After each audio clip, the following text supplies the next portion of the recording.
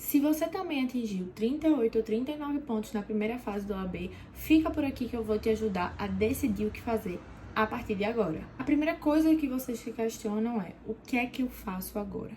Começo a estudar para a primeira fase novamente, né? Retomo meus estudos para a primeira fase, começo a procurar o meu cursinho de segunda fase, já compro o meu material de segunda fase, já entro no cursinho de segunda fase e eu vim ajudar vocês a decidir, na verdade, a refletir sobre o que fazer a partir de agora. Com certeza, o ponto mais importante que vocês mais se questionam é: será que ainda dá para eu passar na primeira fase da OAB, faltando 1 ou 2 pontos? Então, dá sim.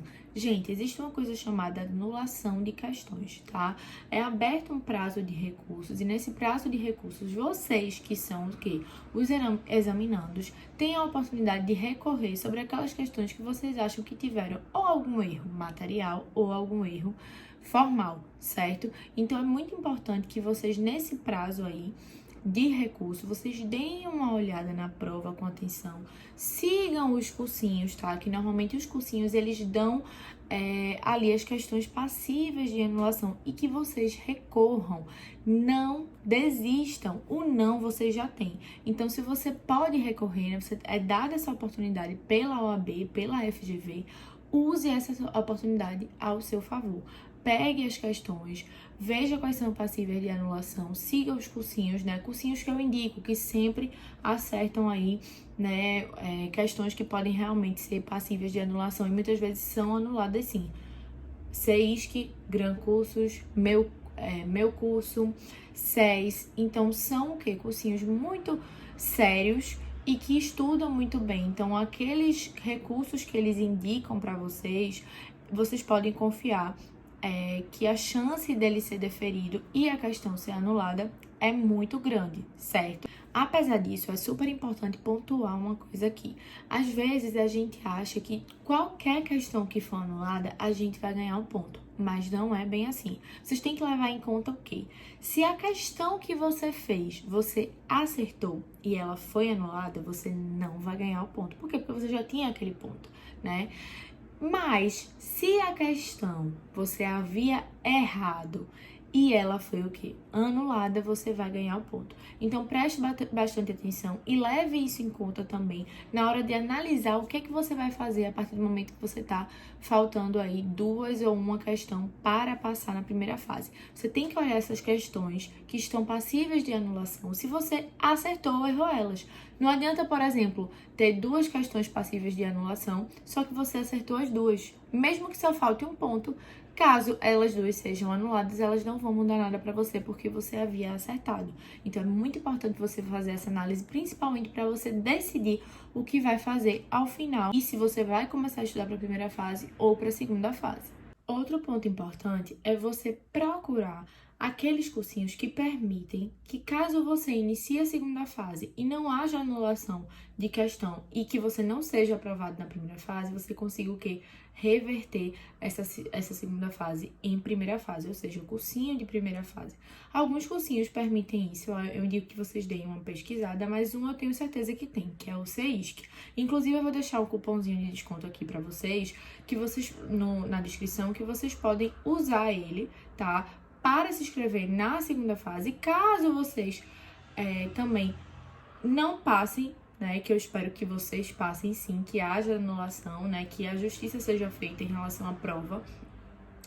E aí, vocês podem fazer o que? A transferência para a primeira fase, mas vocês vão ter o desconto de qualquer forma, certo? Então, é bem importante você dar uma olhada nisso aí, porque não adianta você investir, né, porque o valor de cursinho de segunda fase é muito mais caro do que da primeira fase, você investir esse valor todo e caso você não passe esse valor, simplesmente não poder ser revertido e você perder aquele investimento todo. Então, é muito importante você levar isso em conta.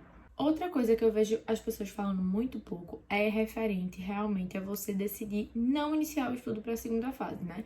Primeiro, o que é que eu quero que vocês escutem e levem em conta aqui? Caso você decida não iniciar os estudos desde logo, principalmente, né, algumas pessoas levam em conta essa questão financeira, né, dos gastos da segunda fase, e aí se você não passa esses gastos, né, que muitas vezes você não consegue reverter, né, vamos dizer, investimento de varimecum e cursinho e tudo mais, então, algumas pessoas decidem não iniciar o estudo.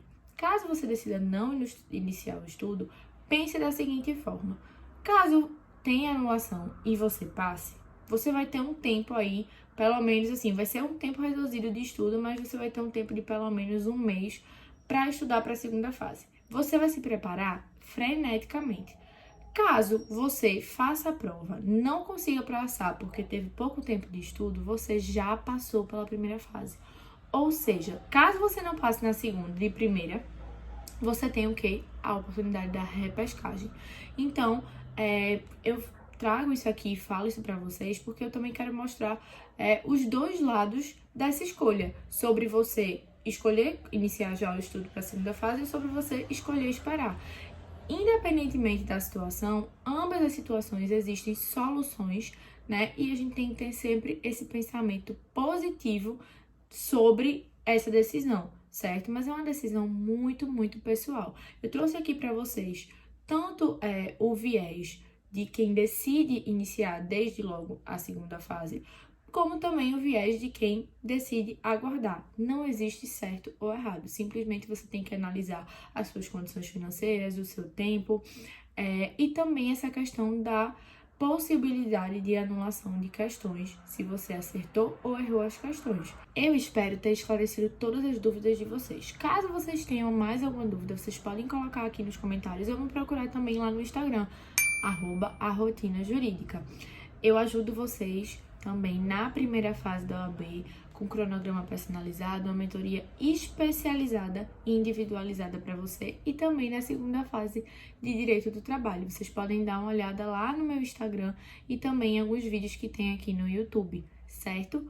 Conto com vocês para dar o likezinho aqui, se esse vídeo lhe ajudou, e também fico à disposição para ajudar nos demais temas e dúvidas que vocês tiverem.